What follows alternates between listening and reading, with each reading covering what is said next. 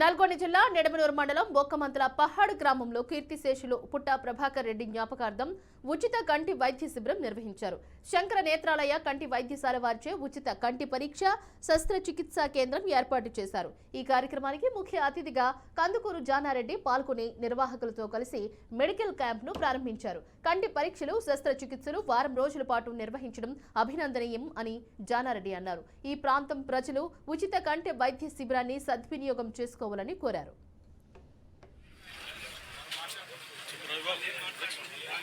నన్ను చేయొద్దు అని మీ అందరికి మనం చేస్తూ వెంటనే ఈ ప్రారంభం చేయడానికి సంతోషిస్తూ ఇప్పుడు ఇక్కడి నుంచే ప్రారంభం జరిగినట్లు భావిస్తూ అక్కడ ఒకసారి డాక్టర్లందరితో కలిసి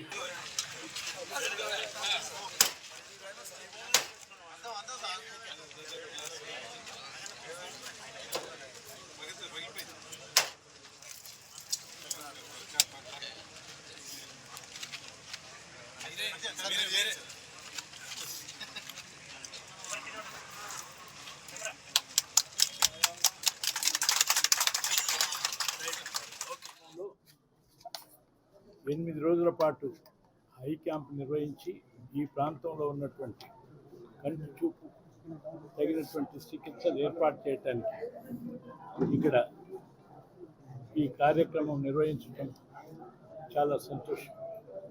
ఈ ప్రాంత ప్రజలందరి తరఫున నిర్వాహకులకు డాక్టర్స్కు అందరికీ నేను అభినందిస్తున్నాను.